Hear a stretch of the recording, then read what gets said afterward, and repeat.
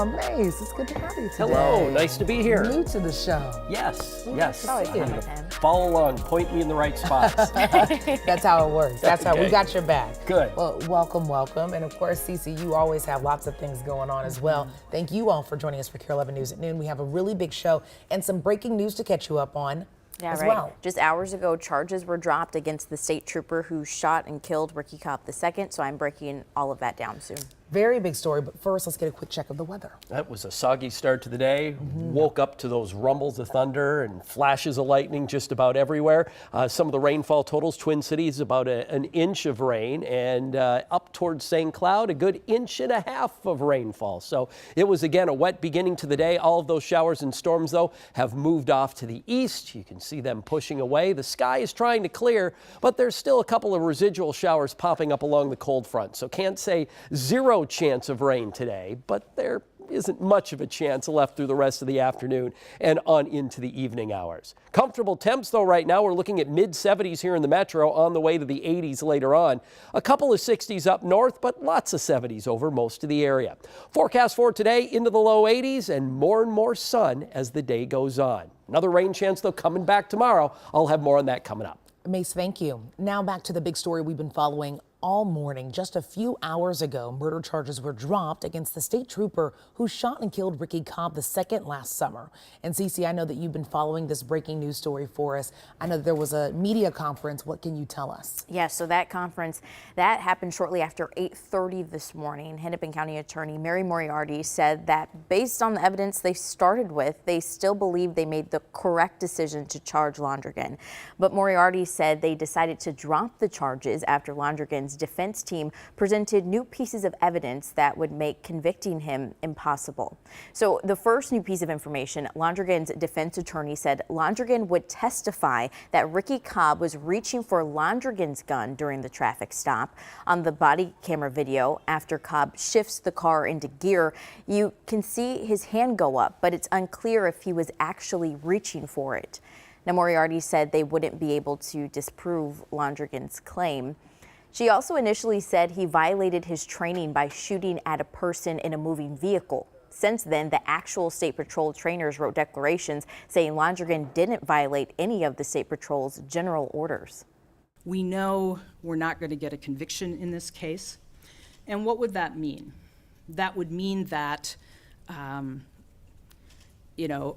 once again, community would say the system didn't work, and Mr. Londrigan and MPPOA would be able to talk about, hey, there was a jury verdict. And we then would not really be able to talk as effectively about the systemic barriers that set that up to happen. So we learned just a couple of hours ago that Londrigan's lawyer will be discussing this decision this afternoon. That will be happening shortly here at 1:30. Coming up in about 30 minutes, so I'll have reaction to this decision. We'll hear from the attorneys representing the Cobb family. We're also learning how Cobb's family is going to react from this, so a lot still to break down. Big update, so many things to unfold. Thank you for working us through it, Cece. Well, we will know more today about what led up to an attack last week that left one officer dead. It comes as the community comes out in his support. Audrey Russo has the latest. You can see the growing memorial to Officer Jamal Mitchell in front of the Precinct 5 building. It's protected from the elements, but still very much visible to a community in mourning. The details on the ambush-style slaying of Officer Mitchell coming to light in the form of a BCA report released in the last 24 hours. We are learning what Officer Mitchell saw as he stepped out of his squad car Thursday evening for what would be the last time. Officer Mitchell found two people hurt on Blaisdell Avenue. One of those injured people, Mustafa Muhammad, took out a handgun and shot the officer, according to investigators. The BCA says this happened at close range, with Muhammad continuing to shoot the officer after he was down. Two other Minneapolis police officers arrived and exchanged gunfire with Muhammad, who was killed and pronounced dead at the scene. Now, the other person who was hurt in the street, we're learning, had been shot. He's still in the hospital in critical condition, though the BCA has not released that person's name. Officer Mitchell's death is just part of this investigation, as police are looking into a related shooting as a third person was shot and killed in an apartment on Blaisdell on Thursday. This entire investigation is unfolding as Officer Mitchell's family is planning his funeral. He leaves behind a fiance and a young child. The exact details of when that funeral will be have not been ironed out yet, but we'll let you know as soon as they're finalized. Back to you. Audrey, thank you. And the latest information comes after community members gathered to remember fallen Officer Mitchell near the spot he was killed. He was well known in the community, especially by organizations promoting peace. During the memorial, the group sang songs of worship, prayed, and shared their appreciation for their law enforcement community. He would be truly humbled by this because he considered everyone a friend. He was sought out as a person that we knew that you, as community members, want to be a part of our police department. People who wear these uniforms, these badges, are people too. We've learned the Frontline Foundation, which supports families of first responders killed in the line of duty, is stepping up for Officer Mitchell's family. I can't take the emotion out of it, and that's why I do this. I think that's why we all do this. Mitchell was 36 years old, and the police chief called him a hero from the start. He was given an award for rescuing a couple from a burning home last year when he had only been on the job for 3 days. All of it captured on body camera. The fire was ruled an arson. Neighbors say the couple was trapped upstairs. And without even missing a beat, broke down the door and went in to see if anybody was in the house. They are living today because he saved their lives. If you'd like to help Officer Mitchell's family, we posted a link to the Frontline Foundation's website where you can donate and volunteer.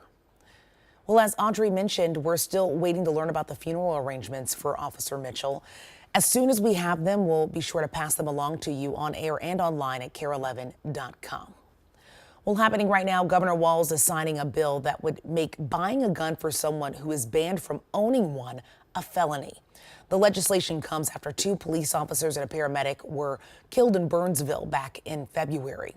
A previous law made a straw gun purchase a gross misdemeanor, but under this new law, those found guilty would be sentenced to up to 2 years in prison. A horrific mass shooting in Akron, Ohio. 25 people gunned down at a birthday party early Sunday morning. And as of this noon, the shooter is still on the run. We do know that 1 person was killed, 24 others hurt, 2 of them in critical condition. Police say a group of about 200 people were attending the party when the shooting happened. The victims are between 19 and 43 years old. There's a reward of more than $22,000 to try and find the suspect. Well, jury selection is underway in a Delaware court for the trial against President Biden's son, Hunter. He's accused of lying about his drug use on a government form while buying a gun. NBC's Ryan Nobles brings us to the courtroom. President Joe Biden's son, Hunter Biden, is now in this courthouse behind me in Wilmington, Delaware, as his trial on federal gun charges is set to begin this week. Now, this was a trial that Hunter Biden and his legal team had hoped would never happen. They had planned to plead guilty to a series of tax offenses that would have led to these charges going away. But that plea arrangement fell apart. And now this trial is moving forward, and Biden is facing the prospect of another trial on those tax charges later this fall. This comes at a time when his father's reelection campaign is heating up, and the trial is expected to reveal some embarrassing details about Hunter Biden's private life. Now, this is something that hasn't specifically been linked to the president himself, despite Republican attempts through an impeachment inquiry on Capitol Hill. That impeachment inquiry has largely fizzled out. But the fact that this trial is happening, height of the campaign, as the campaign is really starting to gear up, is something that is said to be taking a personal toll on President Biden, who is concerned about his son and the real prospect that he could end up in jail. His legal team dealt a series of setbacks overnight as the judge not allowing into evidence an altered version of that form, which he has said to have filled out improperly, which was a core part of their defense. A historic vote in Mexico happening in just the last 12 hours. Claudia Sheinbaum is projected to become the first woman to be elected president. The results came in around 1 a.m. The former Mexico City mayor led with 58% of the vote, finishing far ahead of her top rival, who had 27%. As the new president, Sheinbaum will face several challenges, including security, organized crime, energy, and immigration. She could also set the tone for the relationship with the U.S. Well, now that things are drying up outside, I've got to look at some things that are happening today. If you want a place to cool off, today is opening day for the Aquatic Park in St. Louis Park. It has a pool, water slides, diving boards, and sun decks. Looks fun. Opening week hours are 11 to 1 and 4:30 to 8 p.m. during the week, and 11 to 7 over the weekend. That's depending on the weather. Well, the 2024 Randy Shaver Golf Classic is well underway after a rain delay this morning, and some familiar KARE 11 faces are out on the links right now. Ahead of the tournament, the Randy Shaver Cancer Research and Community Fund held their annual gala last night. Hundreds of people gathered for a dinner and auction. Sadly, tens of thousands of Minnesotans are diagnosed with cancer each year. Randy is a two-time cancer survivor himself and credits the charity's continued success to his wife. Here we are with a Sunday night gala. We have for many, many years, and it's because of her. This is her charity, period. My name is on it, but it's her passion that makes it work. To date, the Community Fund has raised more than $13 million for Minnesota cancer research and patient projects. If you'd like to donate, visit their website. It's always such a great effort that they do. So proud of that entire foundation. Really, really awesome.